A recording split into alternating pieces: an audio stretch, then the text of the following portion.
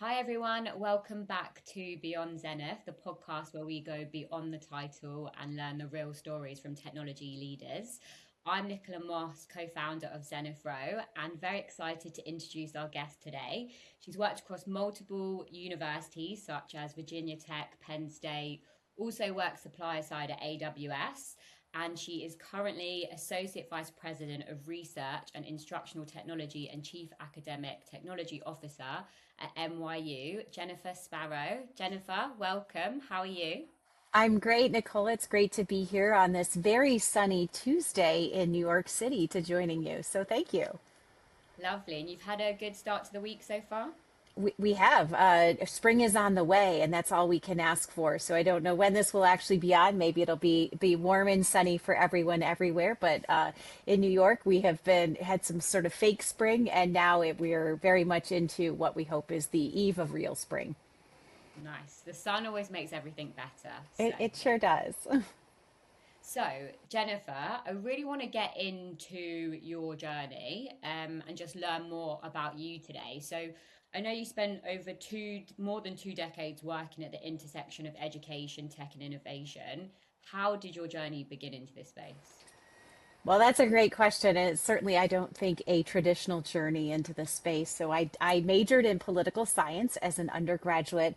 And the job I'm in today didn't exist when I graduated from college in 1993. This was not something that people did because the technology just wasn't as pervasive as it is today.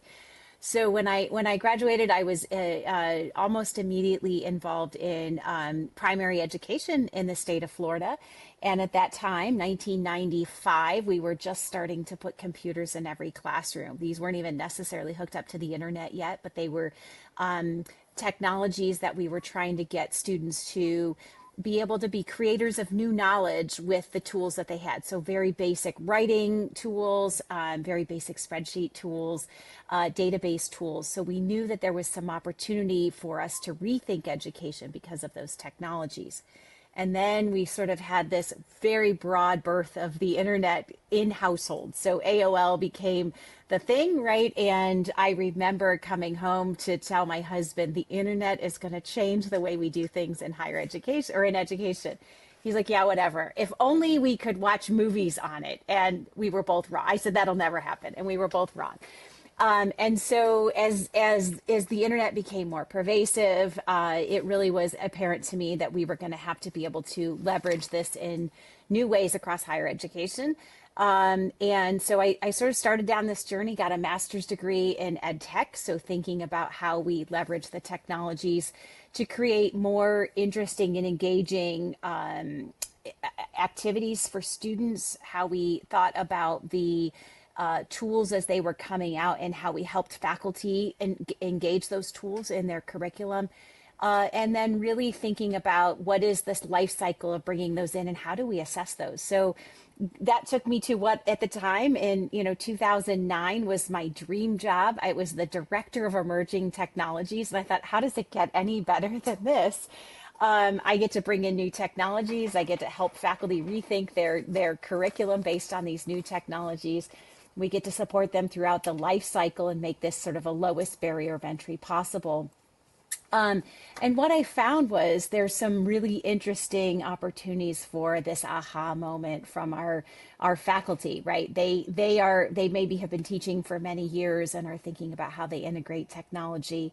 And now they can do things completely differently. And so that sort of led to progressively more responsibility, greater roles. I was at Penn State as the associate vice president for teaching and learning with technology and then deputy CIO. And now that brought me to NYU with a short stay at AWS in between, helping institutions across the United States think about how they could modernize their infrastructure and turn data into wisdom and do all of the things that we know technology can afford us to do.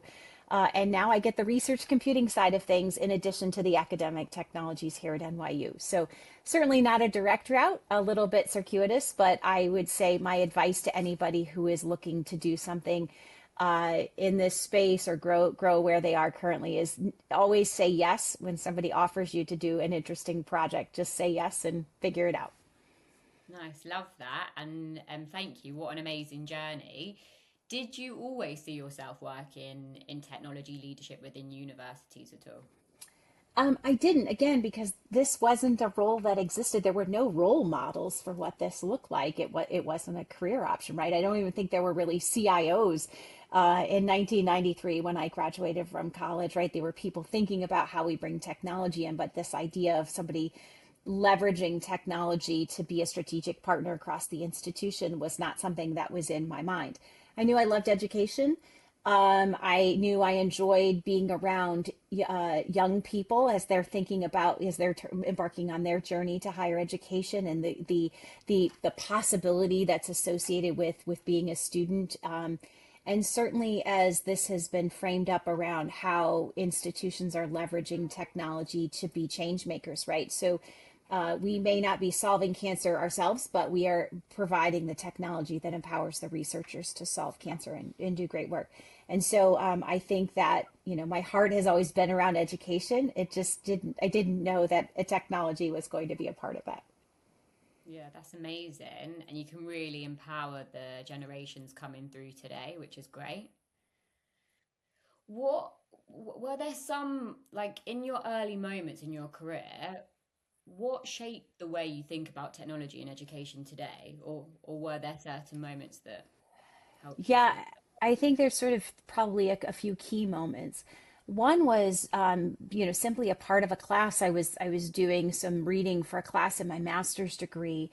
David Jonathan was the researcher's name, and he talked about how by leveraging technology, we can help learners create new knowledge. And that really stuck with me. It wasn't just I know how to use a spreadsheet or I know how to use a database, but the tools afforded to me as a part of that database or spreadsheet, being able to sort and filter, even with our youngest students, second and third graders, right? Allows them to draw conclusions and think in ways that they couldn't think about in the technology. And I thought, wow, that's the aha moment, because the technology, for as long as I've been working in it, changes rapidly. So the tool that we used in 1995 may not have been the same tool we were using in 2000, but those transferable skills of, what does it mean to sort and filter data? What does it mean to provide a table or a chart that provides different insights? That to me was sort of an aha moment. So it wasn't specifically about the technology. It was really about what could be done with that technology. So I think that was number one. I think getting to a point where we could get tools into the hands of faculty and enable their ability to bring it into their classroom relatively quickly was also a second aha moment, right? And so you always will have on any university campus those early adopters who want to do things ahead. And so, how do we quickly enable that? And that means some agility, it means some learning on our part so we can support that. And it means establishing a funding cycle for innovation that we hadn't done before. And so I think that's been, for me, it continues to be I think the passion around what I get to do is how do we bring those to the right people at the right time.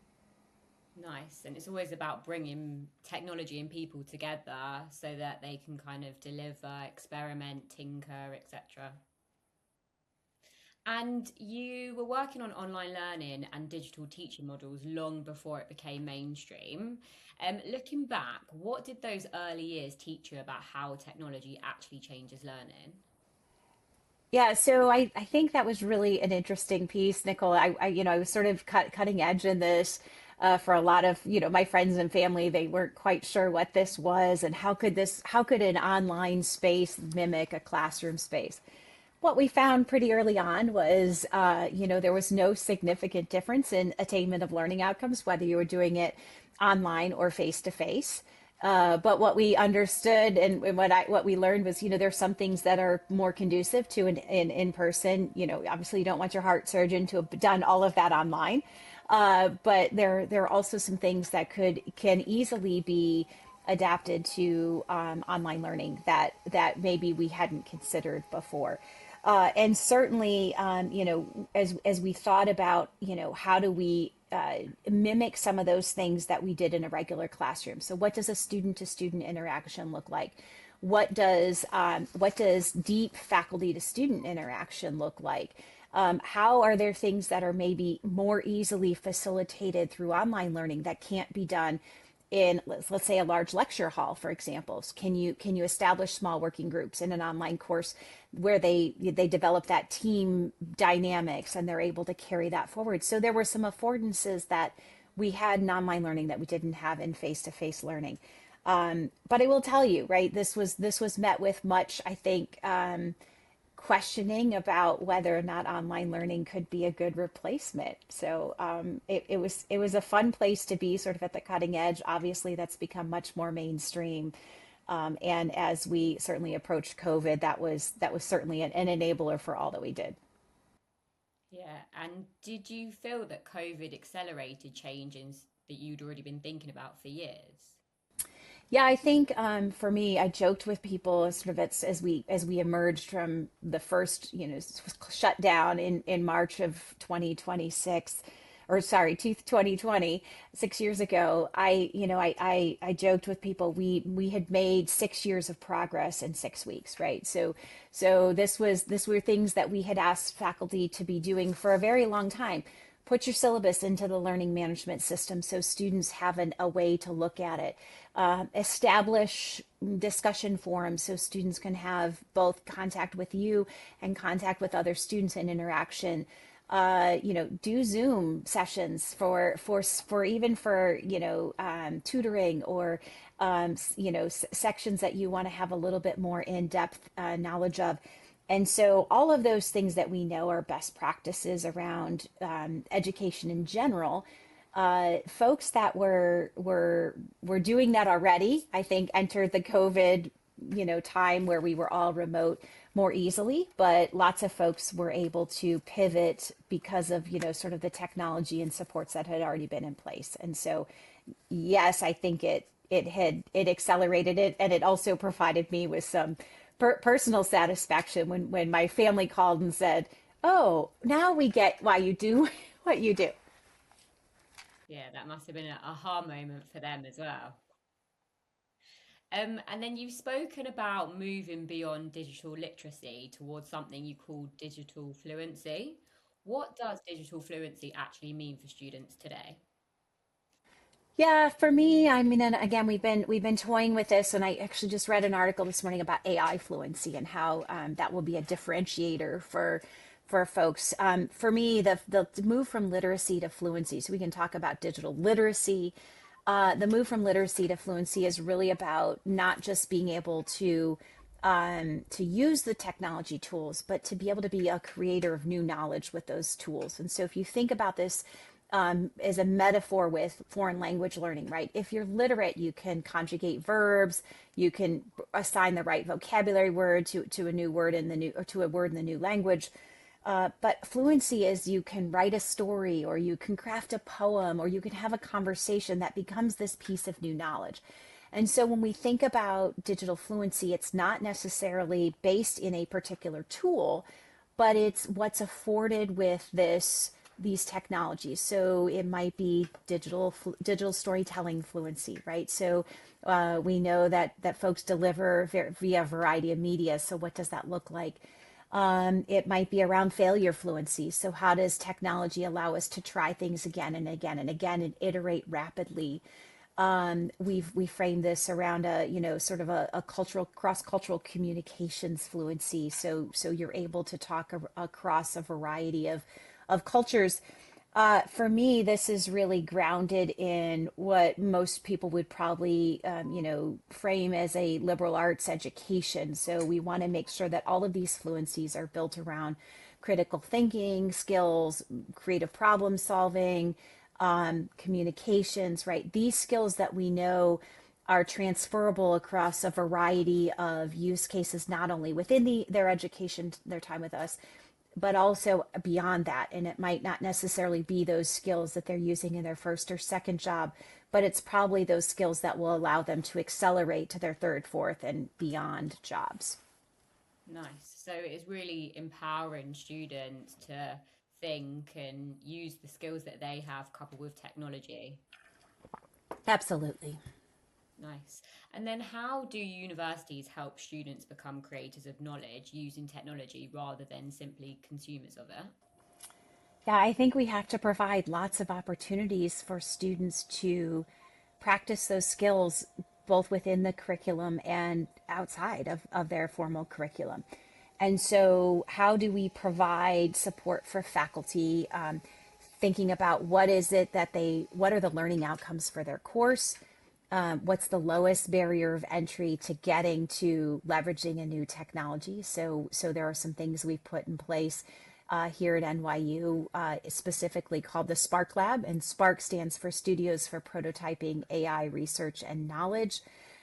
We love this space because it's not necessarily just about the physical space, although that's part of it, but it's about the wraparound services that we provide to faculty and students. And so the Spark Lab itself provides access to technologies such as virtual reality, AI, digital storytelling in forms of podcasting like this, and video creation. We also have some rapid prototyping tools, digital tools for coding. And so, what we really want to be able to do is to provide faculty a starting point. I don't know what I want to do, but I know I want to do something different. Great. We will talk with you through what your learning outcomes are. We'll provide you a menu of options that might fit that are including these digital technologies. And we will help you craft the assignment and support you and your students through the work through of this assignment. So the faculty member doesn't need to be an expert in podcasting. They can simply be an expert in the technology that, or I'm sorry, in the content that they want to teach and how they teach it. But that outcome piece becomes different than what maybe the students had been doing in previous semesters, which maybe have been writing a paper or doing a PowerPoint presentation. Right now, they're doing it in a way that is digitally enabled. I think for us, again, providing a space where faculty can get a hands-on experience with the tools, where they have that curricular support in terms of how they're changing it. They have the technology support, so they don't need to be the help desk. And the students have that technology support, sort of as they need it, both in terms of access to the technology, but also for the help. We're sort of removing those barriers for leveraging these technologies in new and interesting ways. And so the students can truly focus on what is it about the content that I need to be able to do in this new media, and how do I translate that to something that is going to be an acceptable product at the end. And again, removing those barriers around, how does the technology work? How do I get a podcast studio set up? How do I get a video shoot set up so the lighting looks great and the sound is great? Those are all things that we can help with. And I think for me, it's really about crafting with faculty these types of assignments that allow lots of practice. Nice. I think that's brilliant because a lot of people, in terms of technology, AI, they have the tools, but they don't necessarily know what they want to use with it. So by you working with, the customer, faculty, students first and working your way back, it kind of makes sure that you're hitting the mark on it, which is good. So I wanted to speak about your time at AWS. I know you spent some time there and you also worked across universities across the country. What would you say that experience taught you about how institutions think about technology and innovation? Yeah, so I think a couple takeaways. One was, I think in higher ed, we tend to think we are unique.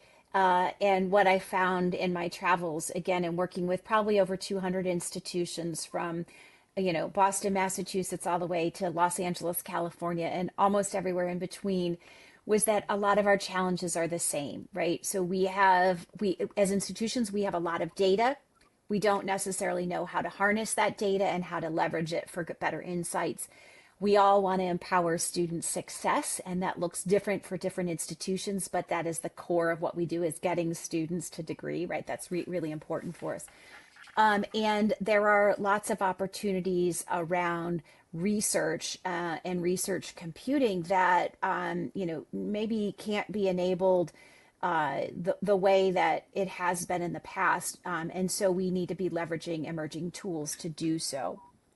And a lot of times people have really great ideas. They're just not sure how to enable that idea. Or they may understand that there's a challenge and they're not sure what technologies could help solve that challenge. And so for me, it was really interesting to sort of see the similarities, even at very different types of institutions across the US, on how those similarities carried forward. I think from the perspective of using the technology, you know, people are interested, they're hungry, they know that there's an opportunity to do things differently. But taking the time to figure that out individually and try and reinvent it at each institution is probably not the best use of our time. And so that's where, any vendor partner, but AWS in particular, can come in and showcase, here's what we've done at one institution with, either AWS directly or with a partner. And how does that scale across, and how can it be adapted, even if the data looks a little different, or the research looks a little different, or the student experience looks a little different. Brilliant. And then were there any specific lessons or practices from your time at AWS that you've carried today at NYU? Yeah, there's a couple things that I use sort of on a regular basis. One is there was a really interesting what they called a mechanism called a think big. And that was an opportunity to just, if you had a good idea, you wrote a two-page document on it, and you wrote it as a press release. So in the future, this is what the future state would be. And then you could include, 4 to 5 pages of frequently asked questions at the end. So it was a PRFAQ. So you could put this together. What I loved about this, and this was really fascinating to me, was that you would sort of take this idea and write it down in a two-page format, and then it would be distributed widely. You'd get lots of feedback on this document. And so you might go through 10, 20, 30 revisions to a document, sometimes more, that would make that idea even better. Now, in higher ed, we don't typically go through that many iterations, but we do have this, lots of committees, lots of folks need to have their hands on something. And so I love this idea because it provides a place for people that have good ideas to bring them forward. And so it's been fun to think about with the team here, how we start to bring that forward in a way that is NYU specific, right? So we may not write it as a press release, right? That's a little corporate for higher ed. But we could bring to the table this idea of, like, what's the problem we're trying to solve? Where do we think the technologies could help? What would a prototype look like? What resources do we need to get that done? And so part of what I've been trying to do here is empower the entire team of research and instructional technology here to think about how they might bring some of those to the table. And then what does it look like to formalize those ideas across the institution, which has given birth to our AI Center of Excellence, which I know we'll talk about later in this podcast. Nice. And having that feedback is brilliant because you create a culture of feedback so people are more open to it, and they also will notice stuff that other people won't always notice. Absolutely. And I think it gives people a sense of ownership, right? If I've had my say into this, that makes the idea easier to sell across the board. And so if you've got, a vice president or a dean or even a student having their say in part of this, right? That's a great opportunity then to say, we've got endorsement from these groups across campus. So it sometimes becomes easier to sell it at the end when you've had that engagement. And then today you're leading research and instructional technology at NYU. What are the biggest priorities for you and your team right now? Sure. We have a couple of really big priorities that we're working on. One is we've just launched a brand new supercomputer. It's called Torch, in line with the NYU logo. If you see, we have a torch in our logo. It is, really designed to help decrease the time to science for our researchers. And so that's been a successful launch, although like many companies right now that are building data centers, we are rapidly running out of power to run this. So as we continue to expand, there becomes a power issue that I think we all as sort of a society need to be thinking about our energy consumption related to this high performance computing, not just AI, but just high performance computing in general. We are working on a AI night and day. I feel like it doesn't stop, and I know we're going to talk about that a little bit more.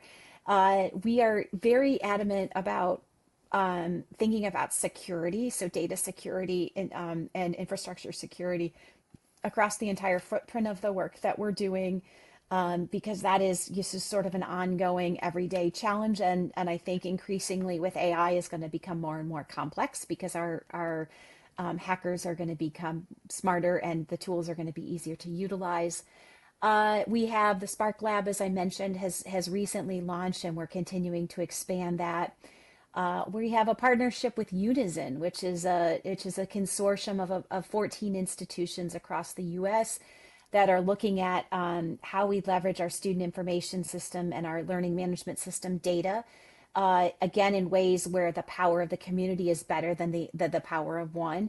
And so learning analytics, student success measures that are being developed at any of the institutions can be shared across all of the institutions because of the way the data is being exported out of the student information system and our learning management systems. It's being done in a sort of a concrete, systematic way that can be reutilized. And so that to me are the sort of the main priorities we're thinking about, and certainly upskilling our teams on AI because it's here.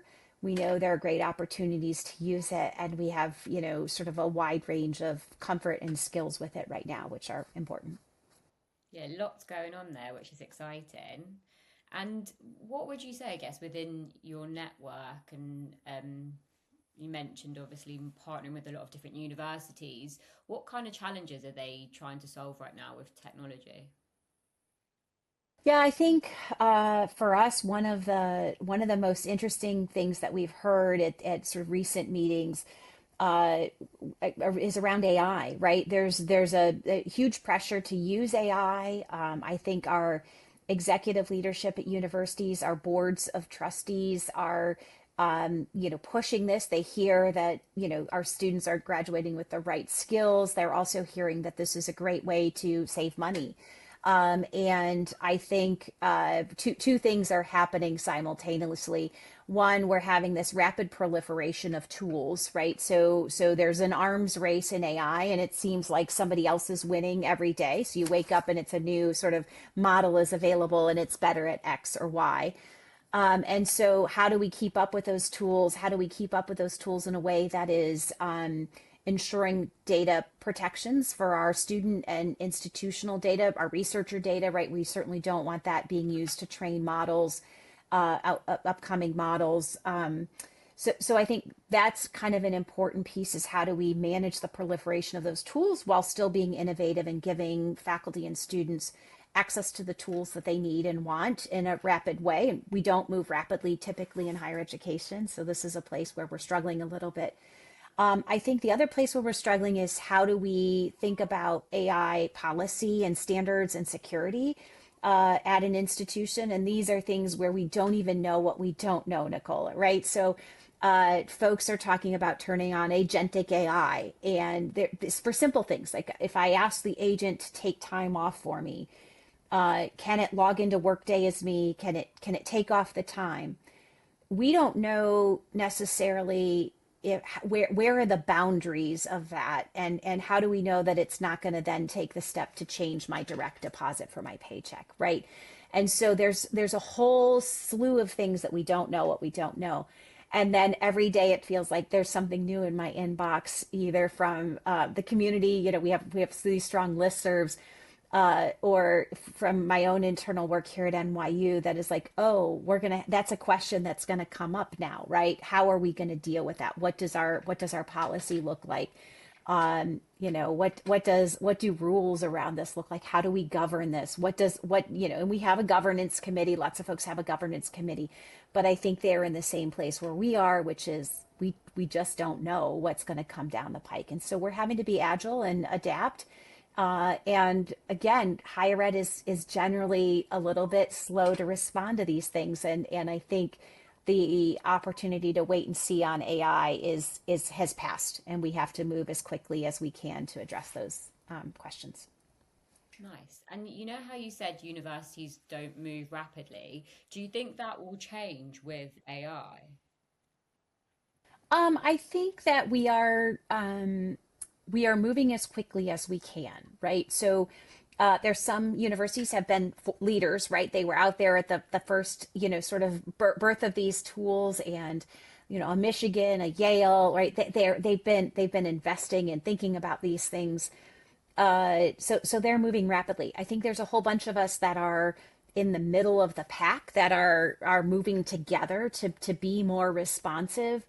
There are some unanswered questions here. We know right now that AI is wholly, the cost of AI, the true cost of AI is wholly subsidized right now. So we're not being charged anywhere near what the actual costs are of AI. I think we don't necessarily, we don't know and don't understand how AI might impact student mental health. So these are questions that I think um, are important to think about how we use that caution, right? And so there may be good reasons for being a little bit slower than maybe our communities would like us to be. Yeah, that's a really good point on that. And then you mentioned earlier you recently launched the Spark Lab at NYU, and that's to help faculty experiment with emerging technologies. What was the vision behind the creating that space?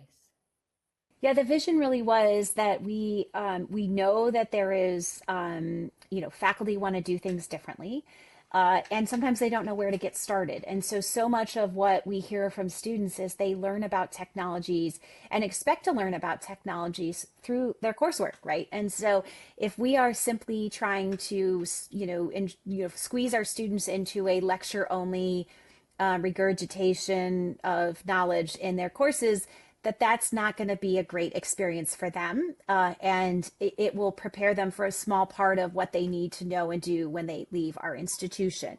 And so the idea really was, again, this lowest barrier of entry possible for our faculty and students. We wanted to provide a hands-on space that looked good. So we've got fresh carpet, fresh paint, some bold signage that is exciting for students to come into this space in the library that typically, maybe it feels more like a study space. This feels like a hands-on, come try it out space. We hope it's incredibly inviting. And by providing access to the technologies, and again, that full life cycle of support. So if faculty comes in and they said, I want to do something differently. Okay, let's start with your learning outcomes. Let's look at, what technologies might match with that. You faculty member get to decide which one of those you want to choose. We have examples of how these have been utilized before, so how have other faculty, and it's particularly meaningful if you have a faculty member that's in the same department or discipline, because they can see, oh, that's how this other history professor did that. I can do that as well. And so we wanted, again, provide this sort of full life cycle. And that included the technology support, even providing, examples of assessment rubrics so that faculty didn't, know what to be looking at as they're trying to assess these things, and being able to share those with the students ahead of time, so they know how they're going to be assessed in this coursework. I think for me, the vision really was um, every student leaves NYU having had some experience with the Spark Lab and can say, I've created something that I didn't know I could create before, or I've told a story about my research in a way that I didn't know that I could do that before, or I've made something new that maybe wasn't in, I didn't think I was a maker, but I know that I am a maker, and I can talk about that process in meaningful ways to other people. And so that's my vision. I think, the team is thinking about how they enable that vision. We're seeing it come to life this semester. That requires lots of outreach and hand holding and encouragement, and then one faculty member spreading the word, right? And we know that as soon as a faculty member has success and their students are talking about it, then this spreads like wildfire. And in fact, this morning just had somebody reach out and say, hey, I heard about this thing. Can you tell me what this is, and how do I get in on it? That's exactly what we want. Yeah, that's amazing. I suppose the first part is just getting people to try something. Then when you try it as a human, naturally it doesn't become so abnormal. Yes, exactly. And it again, I hope energizes faculty in their teaching, gives them something different to think about for a particular semester.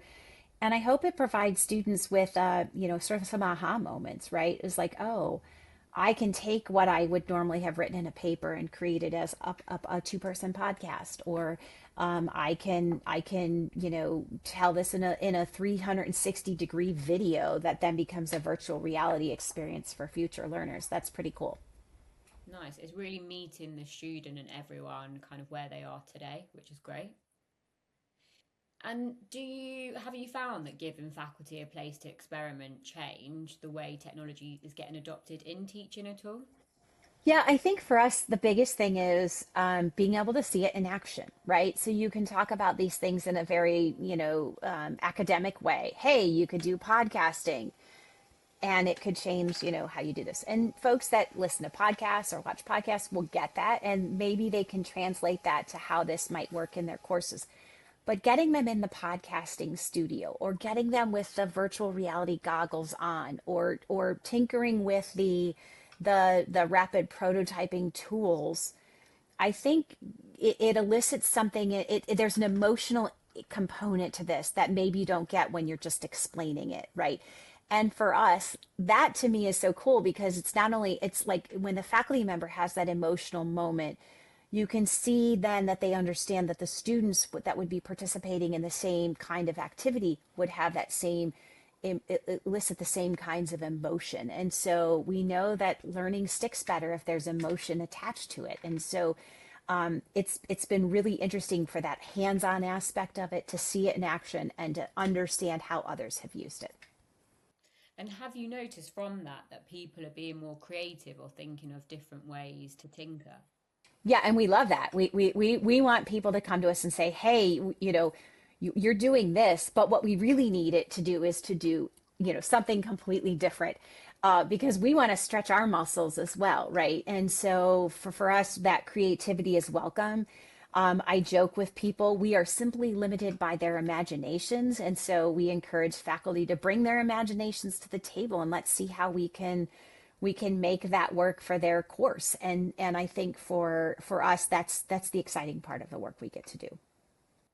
Nice. And then one of the biggest challenges across higher ed is helping faculty feel comfortable when experimenting with new technologies. What have you learned about supporting faculty through the process?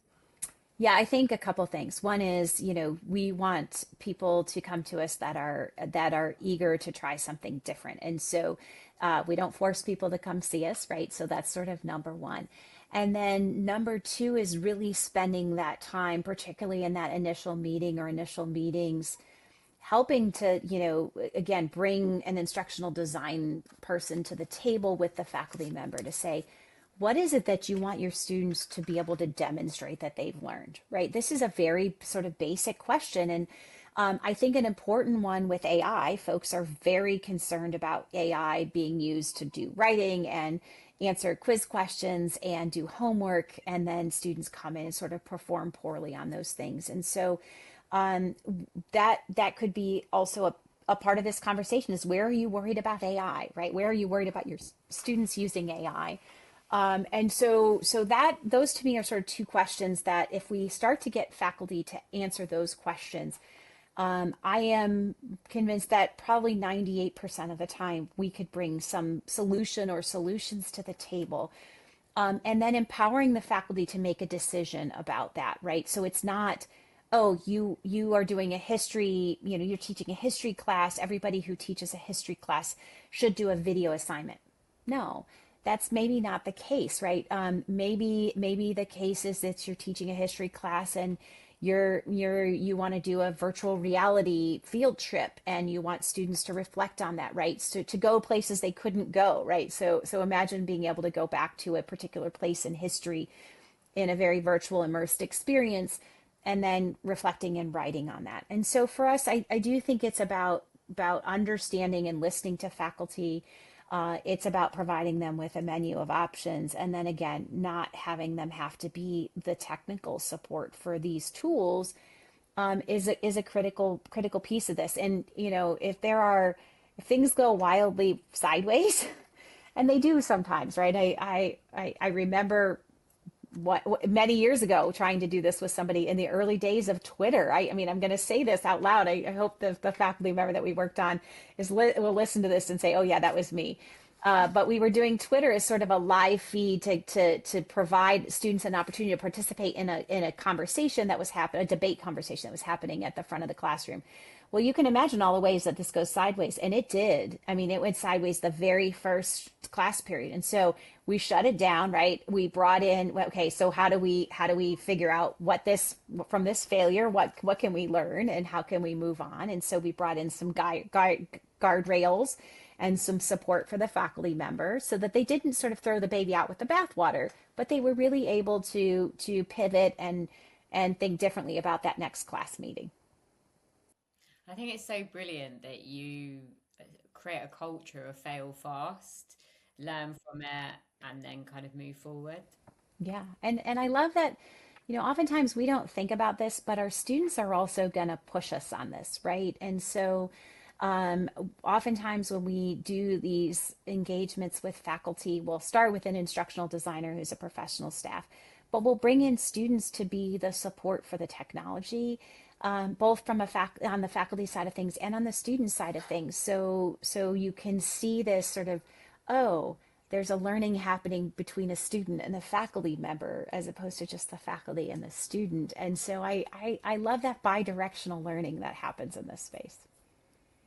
And why would you say it's important to provide the right support structure rather than expecting faculty to navigate these technologies on their own? Yeah, I mean, I adore our faculty here at NYU, and I think that they are some of the smartest people that I've ever worked with. But they don't necessarily, between their research and teaching and service, they don't have time to do a deep dive on how to learn this technology, how to provide technical support, which can be an incredibly deep dive. And so what I love is that they are able to concentrate solely on what it is that they want to be teaching, what they want their students to be learning, sort of think about the art of the possible without having to be hand-holding students throughout that entire support or learning with them throughout that entire support cycle. And so it affords faculty to continue to focus on what's most important to them, their expertise and the students, and not have to worry about what could go wrong with the technology or what supports are going to need it. Nice. It really empowers everyone to kind of lean into their strengths and work Yes. together. Yes, exactly. Right, on to AI, a subject everyone is talking about. So it's moving incredibly quickly right now. How is NYU thinking about AI across teaching, research, and administration? Yeah, so as I alluded to earlier, we just launched the AI Center of Excellence here at NYU. And the purview is really thinking about exactly what you said. So we've got a teaching and learning pillar, a research pillar, and an administrative pillar. And in the teaching and learning space, obviously, we want to empower faculty, number one, who want to teach with AI, right? So we have, people teaching programming courses. We would be remiss not to teach students how to program with AI as a co-partner in this, right? But also how to craft assignments maybe outside of that, sort of like those logical places where AI fits, that are leveraging AI to be co-creators of knowledge, right? Or utilizing the tools in very guarded ways that allow our students to understand the art of the possible, to understand what the limitations are, to think about the ethics of utilizing AI while not impairing their learning process, right? So we're thinking about that. We're also thinking about in the teaching and learning space, how do we roll out things like syllabus bots, which we've lovingly called syllabots here. I know that's not a new term. I think others are using this, but how can we help answer students' questions in real time around things that maybe in the syllabus or maybe in the course content within the learning management system. From a research perspective, we're thinking about and working towards both the capital R research, which is research with and in AI. So we are empowering that through a variety of mechanisms. But also, what about the administrative work that goes behind grant getting? For example, we might work towards figuring out how to help researchers craft language about the resources that we have available here without having to go dig those up every time they want to write a grant, right? So imagine a database full of those resources that we have that can be pulled directly into a grant based on what the grant requirements are. And then from an administrative perspective, which I think is the space where, we're hearing the most kind of pressure from administration and external forces that have an interest in the university, is how are we leveraging AI and administrative tasks across the entire institution to either save time or create a better, or save time, save money, or create a better experience for our end users. And that sort of runs the gamut. What I think is really interesting is, these conversations are often grounded in a return on investment, and, holistically across all of higher ed and actually across industry, we're seeing very few places where AI is decreasing costs, right? We're just not realizing yet. I think it's still too much of it in its infancy. And you're hearing stories about people, sort of losing their jobs, but it's not because AI is taking over. It's because those industries want to refocus some funds on investing in AI to see where they can make those gains. And so we're thinking about it holistically. We're trying to figure out what are the right tools that we need to provide. We want to provide equitable access to everybody, so that we don't have some haves and have-nots. And that's been an interesting sort of thinking about costs and investment and training. We want to think about what are those resources that go along with this to bring either professional development up or training for our students, faculty, and staff. How do we start to develop solutions in that administrative space, right? So what does it look like to start to develop some of these administrative tools? And then, how do we balance, internal development with versus vended developments? And so, it's a hot topic. I think about 120% of my day every day thinking and working towards AI, Nicola. So and I know my peers are in the same boat. We talk about it all the time. A day without AI mentioned, before before 8:30 a.m. would be an interesting day, right? So I think we're thinking about that. Yeah, you're definitely doing a lot, and you're focusing on some really interesting pillars and areas. For universities today, they don't all know where to use AI. How did you decide on those pillars and those areas that you mentioned? Yeah, I think it was a natural fit for the work that we do as an institution. So teaching, learning, and research are obviously critical, and then administration takes up, a good portion of our days and the things that we have to do. And we know that there are places where there are eye roll moments, right? Where either students are getting to a pain point in their journey to completion, or from our staff that they're having to do the same things over and over and over again. And so how can we think about AI as a tool to help with those things? I think initially is what responsible AI looks like for us. It should include an eye towards, you know, ethical uses. We want to make sure that we're not removing the part that makes the piece of higher ed that makes us higher ed, which is that human connection, right? But if there are places where AI can be leveraged to remove a barrier or speed up the time to something that we know has to get done for every student, or helps with onboarding a new faculty or staff member at the university, then we should be thinking about those things, and ensure that we're providing tools that are again equitable access and allow for appropriate human in the loop throughout. Nice. And on responsible AI adoption inside a university environment, what would you say that actually looks like in practice? Wow, that's a big question. I think that responsible AI usage in higher ed, I think that we have to be thinking about, at least we have to be listening to all we'll edit that one out, Nicole. Okay. No worries. Responsible, sorry, responsible usage with AI in higher ed, it has to be considering both the positive and the negatives. And as I mentioned earlier, we don't necessarily know what all of those negatives are, right? We don't, I think, fully understand AI's impact on student mental health. We don't understand, is there too much AI in our academic lives right now? So I think there's some things that we could be thinking about that we should be at least making a part of the conversation. In addition to the fact that we also want to be ensuring that we have the right resources available for students and faculty to experiment and try and become experts in. And if we don't do that, we're doing our students a disservice as well. So there is a balance. I don't suppose to be an expert in what that balance is, and I certainly don't suppose to be an expert in what are all the harms that can come from this space. And so responsible, I think, means thinking, taking a step back, maybe being a little more methodical, maybe not saying we're all in on AI, but we're going to go all in ways that utilize AI for good. And then we're entering a world where many of the jobs students will hold in the future don't exist yet. How should universities think about preparing students for the kind of uncertainty? Yeah, I'm going to come back to a couple of things. I think thinking about the all of the work that we do in higher education is grounded in transferable skills. So things that we're going to use no matter what roles we're in. So again, I'll come back to critical thinking, creative problem solving, cross-cultural communication, the ability to fail and learn and get back up and try again.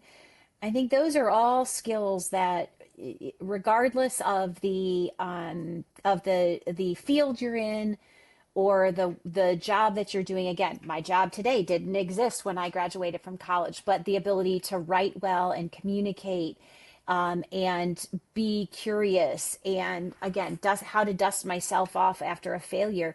Those have all been skills that have been critical in my own growth, and I think we continue to think about how we provide students with opportunities to practice those kinds of skills, whether that's analog or digital, throughout their course, and make college or university a safe space to fail, and try and learn from that. I think is a critical opportunity. And so, those failures shouldn't be seen as failures, but as learning opportunities, and how we can help them with those skills.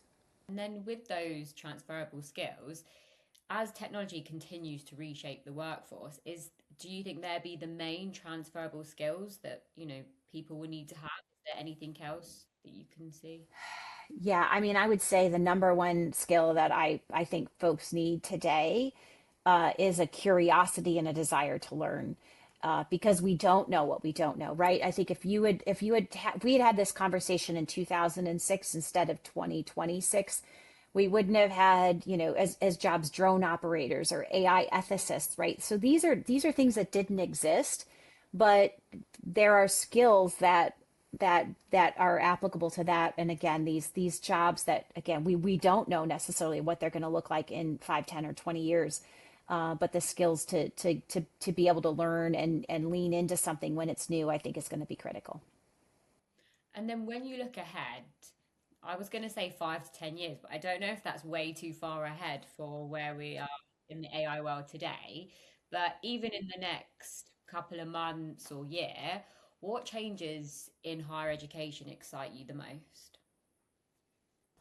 I think having students have a continued voice in and push us in the areas of the technologies that we're adapting, right, and adopting. So our students have brought to us in rapid form Gen AI, right? So the day it was released, we know how many students we survey them coming in, how many have used AI. I think they're going to push us, and I think they're going to push us to move quickly and to help them understand, the ethics and the sustainability and the good and bad uses of AI. So for me, the most exciting thing is for us to be listening to our students, and bringing that work along to inform how we change the work that we're doing in our teaching and research. And then what role do emerging technologies and AI play in shaping that future? Yeah, what role do they play? That's a great question. I think, again, we will see places where students will leverage these new technologies, in incredible ways, right? And these will be launching new businesses, and these will be hobbies, and these will be just, the creation of new artwork based on AI and emerging technologies. And so I think the role really needs to be, and I've said this before, is that these are co-creators of knowledge, and we need to think about, how we do that in ways that are not giving, too much ownership over the knowledge to the AI, and really maintaining those very human pieces of who we are and what brings us together as human beings to be, to be a society.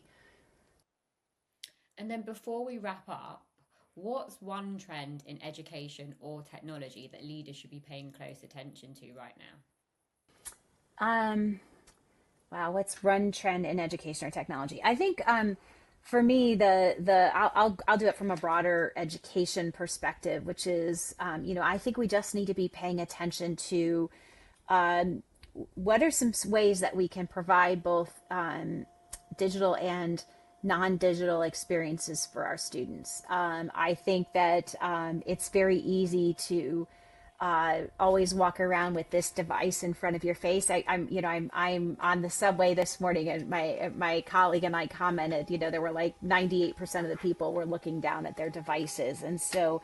I think there's some trends that are called, we're doing NYU IRL in real life. And so these are device free spaces and device free events and activities that, bring us back to being very human and making those connections with other people in ways that, maybe we, since COVID, we aren't so practiced in. And so I think it's a great opportunity for all of higher ed to be thinking about how do we provide those opportunities as well, which is maybe not what you expected from an AVP in the IT department.